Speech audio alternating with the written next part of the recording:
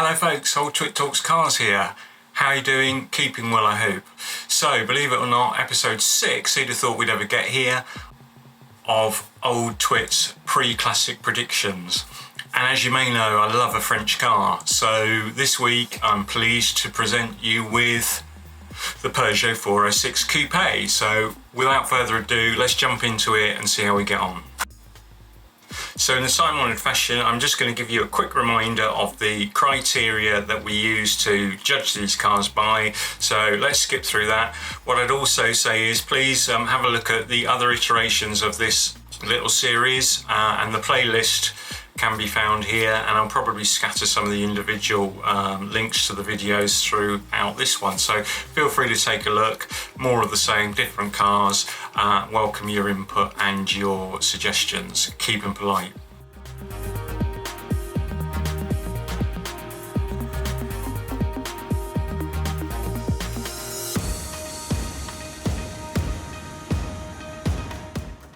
Stylish two-door coupes were 10 a penny in the 1990s, to be frank. Think of the Toyota Celica, Honda Prelude, Mitsubishi FTO, Nissan 200SX and Hyundai Coupe. Ford's Probe and then Cougar, the Vauxhall Calibra and later the Astra Coupe, BMW's 3 Series and even coupes from Rover and Volvo added to that scene. So you couldn't throw a stick without hitting one of these in the 90s. But if you wanted Italian beauty, there are only 3 options for you. The Alfa Romeo GTV, the Fiat Coupe and the Peugeot 406 Coupe. Italian? Well, half Italian maybe, as Peugeot's 406 saloon-based coupe was penned, like the GTV, by Pininfarina. Today, Peugeot's beautiful coupe is emerging from the other side of its depreciation curve and hence very worthy of our attention. Even in its mid-90s twilight, the Peugeot 405, of which I had a lovely 405 SRI, which was a beautiful car, was winning plaudits for its ride and handling. So the 406, which arrived in the UK in early 1996, had plenty to live up to. Early reviews of the 406 Saloon suggested the Mondeo and Primera rival had hit the mark, and it frequently ranked alongside those two cars, particularly for its blend of ride and handling. Quality had taken a step up too, whilst the 406 was offered with a range of 4-cylinder petrol and diesel engines. That bode well, very well, for the 406 Coupe that arrived in 1997. The new coupe was altogether more stylish than its 4-door counterpart. The coupe was launched at the 1996 Paris Motor Show and was both designed and manufactured by the Italian design studio Pininfarina. And through its life, a total of 107,000 coupes were made. Interestingly, the design was originally offered to Fiat by Pininfarina in about 1990, only for Fiat to reject the design and design its own coupe. Peugeot initially chose the 406 Saloon's 2-litre 4-cylinder petrol engine with a modest 138 brake horsepower and the 2.9 ESL V6 co-developed between PSA and Renault to replace the ancient PRV unit, and that produced a much healthier 194 bhp in its first form. This engine was quickly declared the pick of the range for its muted engine note and because its character suited the car so well. Tuning for the coupe was slightly different to the saloon anyway. It used the same layout comprising McPherson struts at the front and multi-link rear suspension, but the track was slightly wider and there was half an inch drop in ride height.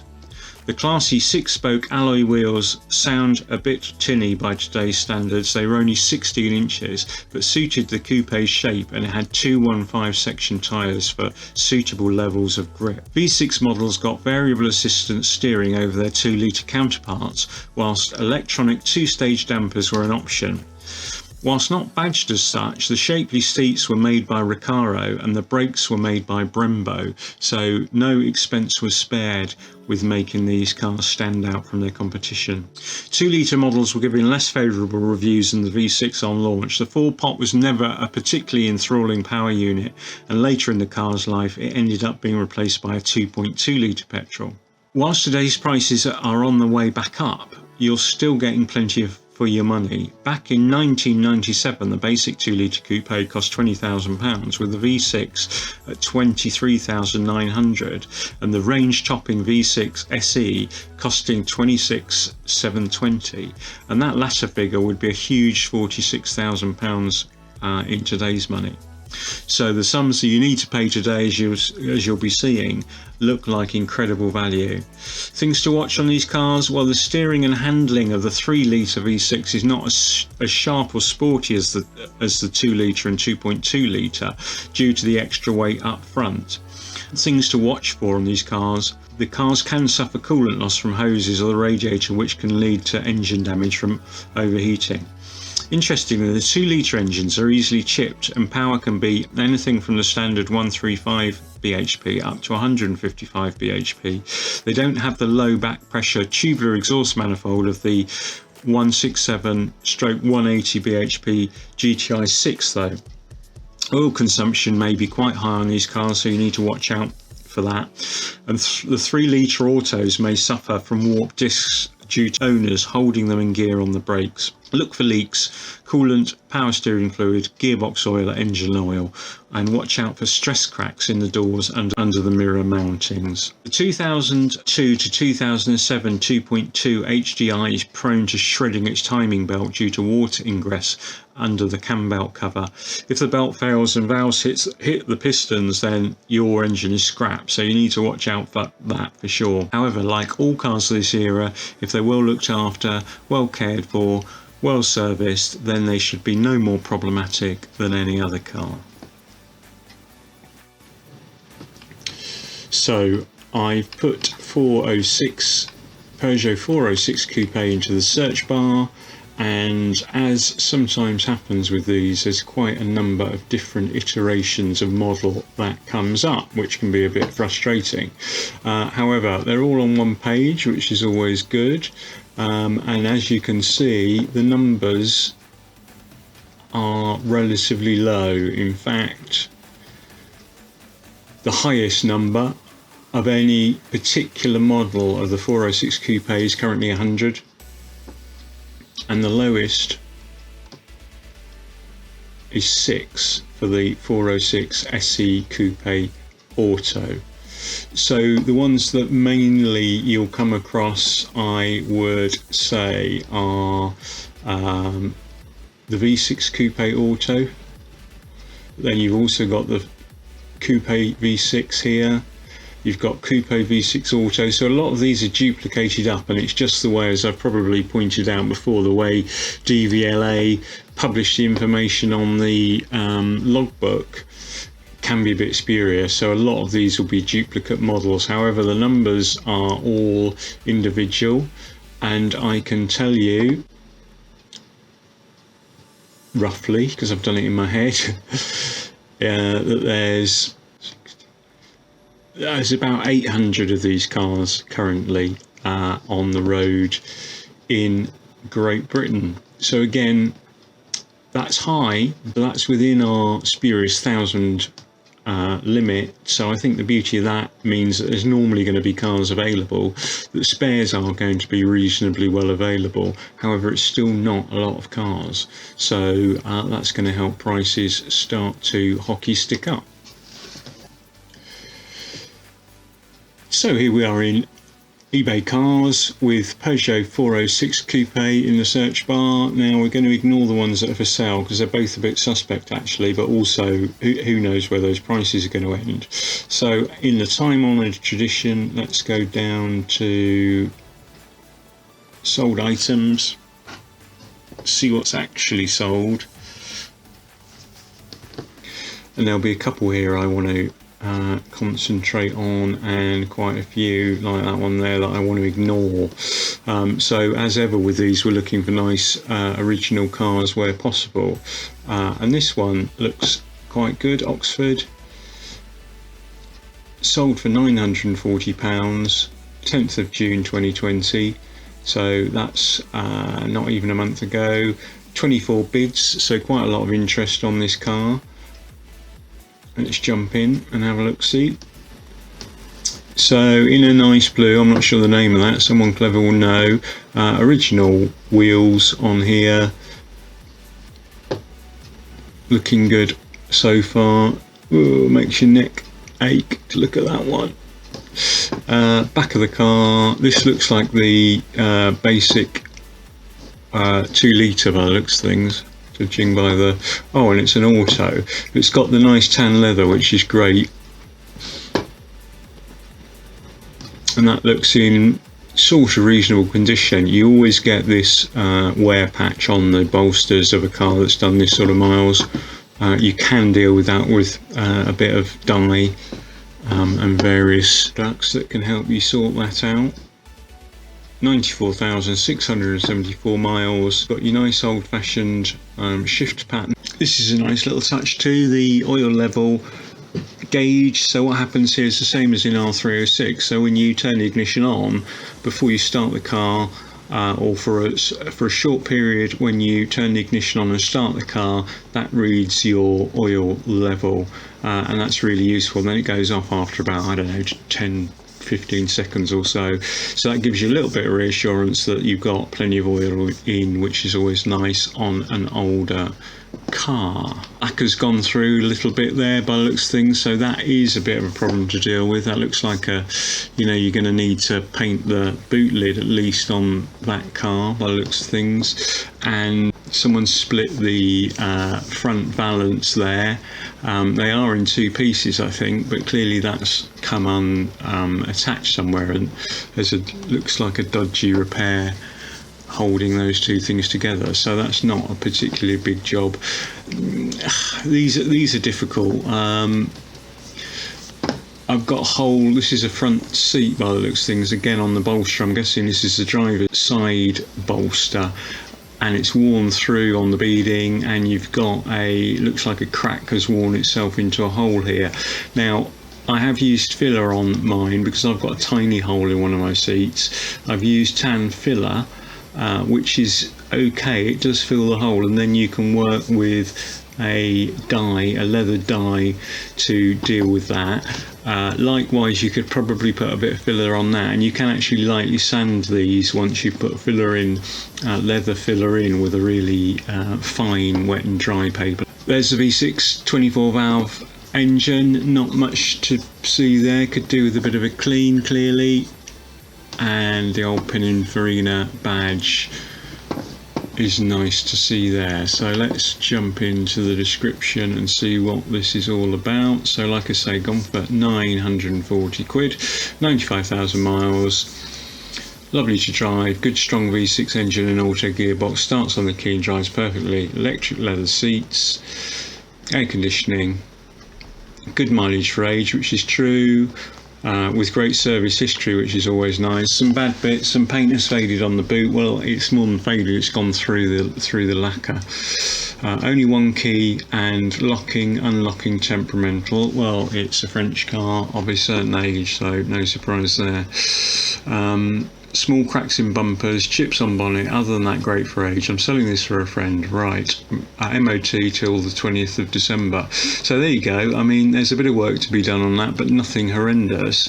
And that one's under £1,000, so I would say that's very nice. What it clearly doesn't say, oh yeah, it does, of course it does, it's a 2.9 V6 engine, so I was wrong about it being the smaller one. And this one again is the 3 litre V6 version, sold for £720, sold in April, so what's that, May, June, July, 3 months ago, 6 bids. Let's jump into this one, see what it's all about. Nice colour, nice light blue colour. I wish I knew, like some clever people, know all the names of these various colours. I have to get swatting. I mean, they are a fine looking motor. We've got the original alloys on, which clearly look a bit small by modern standards, but they are the standard alloys. I think they're 16-inch. Interesting setting here in the graveyard. It looks nice and clean, doesn't it? I mean, it's not got the problems of the previous one with the valance and the bumper. yeah, I mean, that's how they were. Quite a lot of space around the wheels, quite a high profile tyre. Paintwork looks good though, and the sides are nice and straight. This hasn't got the leather, this has got the velour upholstery, the automatic gearbox, so not quite as desirable, but looks in good condition. And actually, to be fair, it does tend to, we'll see in a minute, but it does tend to wear better on those bolsters because the nap sort of hides any little snags and what have you that you potentially get. It's got really deeply sculpted seats in the back of these, and this is a typical Peugeot thing. That velour comes unstuck off the door cards. Now you can fix that. You can sort of syringe through a little hole some glue in there and work it round and get that stuck back on. And there's your aircon, various bits and bobs, your Philips integrated cassette player, which was all the go, and your steering column controls for the stereo and what have you. That all looks alright, doesn't it? Now let's jump back to the description. Oh dear, relisted due to time wasters.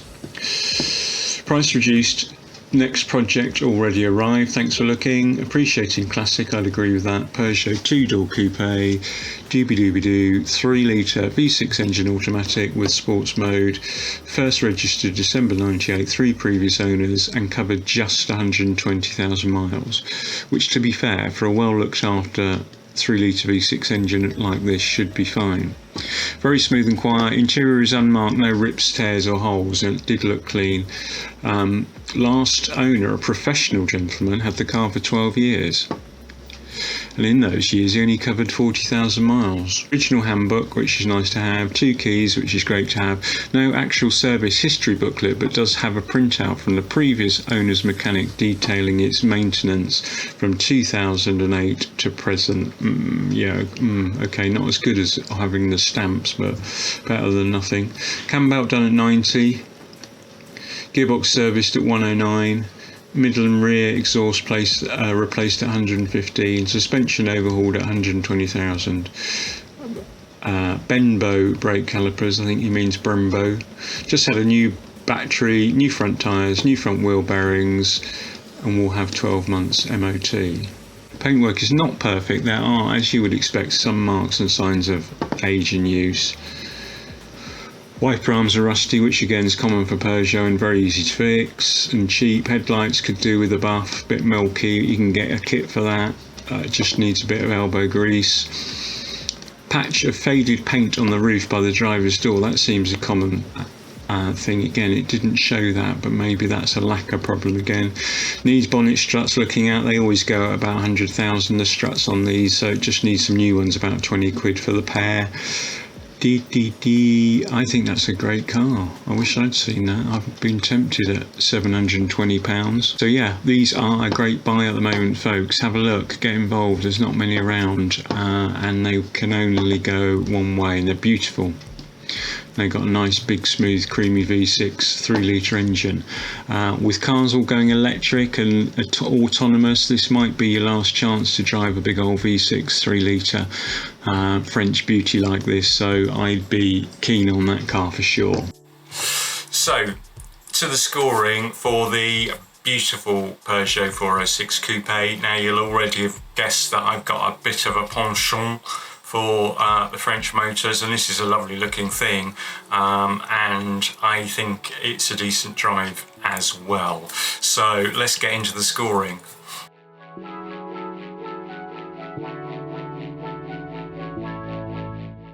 So criteria 1 is cost. Well, the cars we've seen are sort of £800 to £1,000. Now, I almost can't believe that you can get a car this beautiful, and this rounded, I would say, for that sort of money. So in terms of cost for this car, I give it a brilliant 9.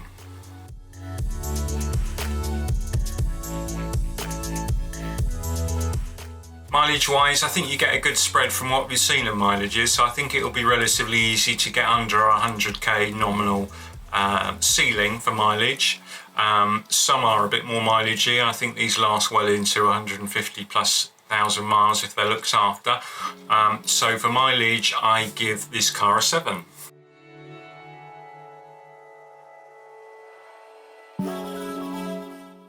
So for rarity, across all the models, you'll remember what we looked at, there are about 700 or so left, I think. So a relatively rare car, sort of at the upper end of our criteria. So that is good in a way, because it means plenty of availability of spares and what have you.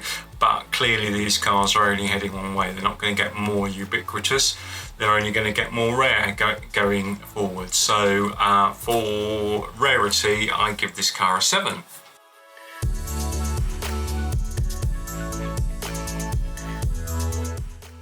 Plus factors, for me, that's an easy one. It's a beautiful car. I really love the look of this car. I think it's got a great interior. I don't think you'll feel shortchanged in any way having one of these. I think you can get 4 people in, a bit more headroom than some of the cars maybe that we've looked at. The boot's good. I think you'll enjoy driving it. I think it's a great mile eater. I think you'll get plenty of admiring glances on these cars, and you won't see many others on the road. So I think for me, plenty of other plus points with this car. And as a consequence, for plus factor, I give this car a 7.